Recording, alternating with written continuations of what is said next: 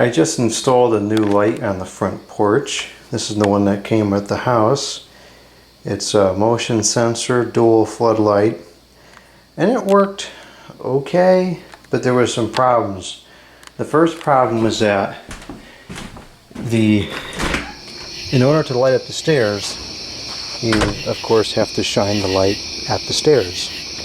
And the consequence of that is when you're walking up the stairs, you're facing the light. And so trying to walk up the stairs, you had an 150 watt floodlight shining in your face, and it was completely blinding. It was totally dysfunctional.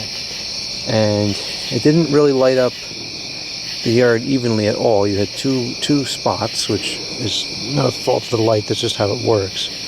And then the motion sensor, as they often are, was kind of flaky. A lot of times it wouldn't turn on until like you're right at the bottom of the stairs, and you had to wait a couple seconds for it to process or whatever it does, and then the light would turn on, and then you could walk up the stairs. And then sometimes it would turn on when a car went by, and okay. You know, so it had a lot of problems. So it wasn't working out too good. So I put this up there. This is a Lithonia Lighting 70 watts wall pack. It's a brown one.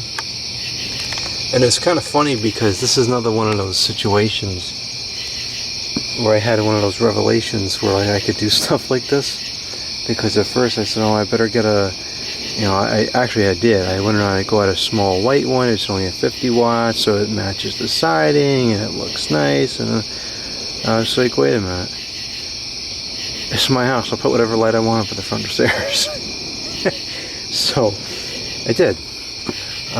There's another issue with this, and that is the light bounces off the top and turns it off, so I had to put a piece of tape over the sensor. Not a huge deal because this is switched on the inside, so I can shut it off in the morning, but I don't like that at all. Really wanted this to be dusk to dawn. So as far as lighting goes, of course, it illuminates beautifully. The stairs, even in the shadow, the stairs are still visible. And then the whole yard is nicely lit up.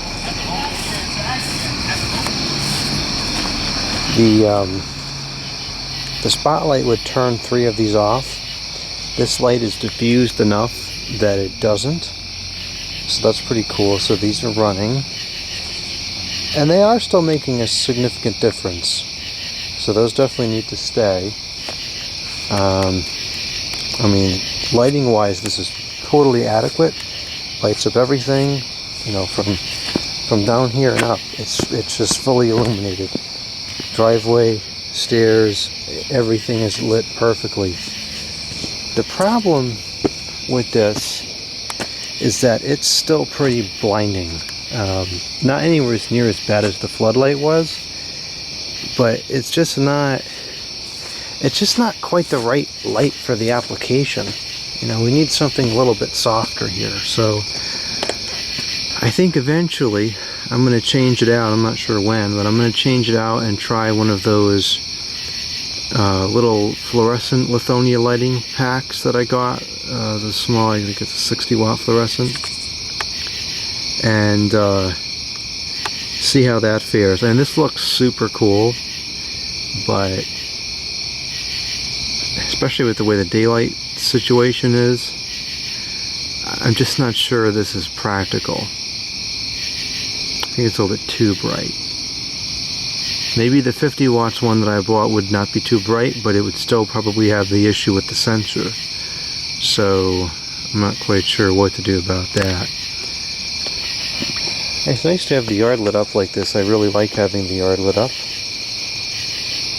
Kind of lights up part of the trees. Eventually, this is probably a next summer project, I'm going to install uplights to light up that tree and these 2 trees and a couple in the back, and that'll look really cool. But we're not quite there yet. That's more of a long-term project. But lighting the pathway was a high priority. So this is good. It works good, but it's just not really exactly correct. too much, I think.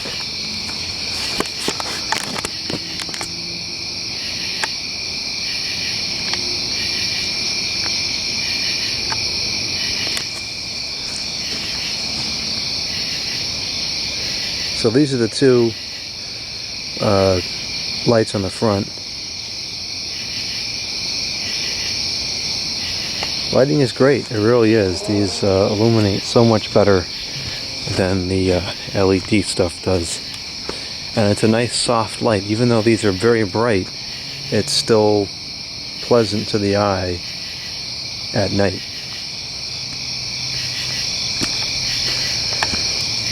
So that's that. That's tonight's project. It worked, but I'm just not sure that it's quite right. I think what I may do eventually is maybe I'll add like a sodium floodlight or something on, like, over the two windows, maybe, perhaps, or just somewhere in that area, so that I could light up the yard like this if I wanted to at night, because there will be occasions where I do. And then I'll just have something more toned down for the dusk to dawn, like one of those fluorescent fixtures or something. This one I want to get switched, because next year I'm going to have landscape lights everywhere, over here and over there, and you're not going to be able to see them, because it's just going to, well, you'll see them, but you won't be able to see, you won't get the effect of them there, because it'll just be too bright. So I got to install a switch for this one. It's just going to involve some running new wires. I do have this light here, which is switched, which I never use because it just gets bugs in the door. And this one may have the same problem. We'll have to see. So what I could do is I could take the run from that fixture and put it, add some sodium floodlights on the front that are switched. And that would take care of that situation. And then the light on the door could be something more subtle, that's dusk to dawn. It would still be switched. Yeah, I think that's probably a good option, because realistically, I can't fathom ever using that light. I just don't have a use for it. At least not in that location. Maybe I'll use it somewhere else, but right there it just doesn't make sense. So that's that. Very neat.